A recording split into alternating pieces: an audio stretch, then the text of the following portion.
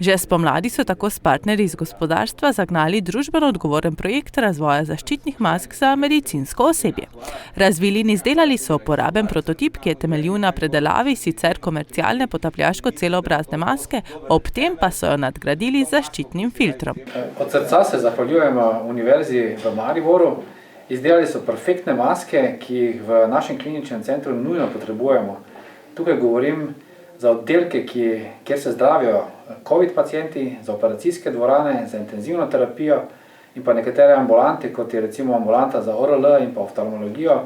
Tukaj jih rabimo vsak dan, vsako uro in bodo prišle še kako prav. V tistem času so od trgovca športno opremo prejeli donacijo 200 potapljaških mask, od drugega podjetja pa 200 zaščitnih filtrov. Tako so v tem obdobju z UKC Maribor univerzo zaprosili, da maske predela v zaščitne celoobrazne maske.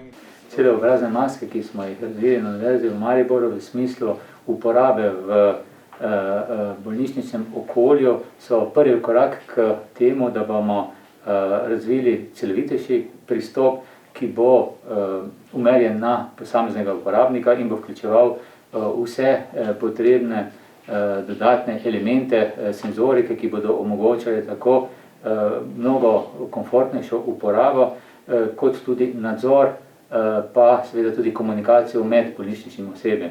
Prvi korak, ki smo ga naredili z uporabo komercialne maske, je pokazal dobre rezultate in velik potencial, ki lahko ta projekt ima tako za seveda slovensko gospodarstvo z odličnimi rezultati, pa potem za naše zdravstvo, ki bodo v tem času še kako pomembno vplivali na uspešnost premagovanja kriz, kot jo imamo priliko doživljati. Univerza se je na prošnjo odzvala in s svojimi raziskovalci ter razpoložljivo opremo izdelala prilagoditvene adapterje.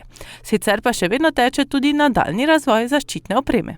Na Univerzi v Mariboru smo predelali v prvi fazi te komercialne maske za potrebe zdravstvenega osebja v UKC Maribor.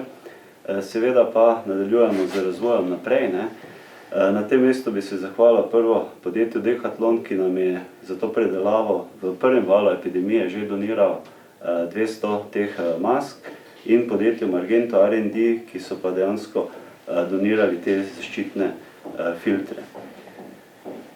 Nadaljujemo seveda z razvojem tako imenovanega projekta Slow Mask, ker želimo zagotoviti, da bo naše gospodarstvo lahko samo za potrebe Slovenije samo zadostno proizvajalo zaščitno opremo.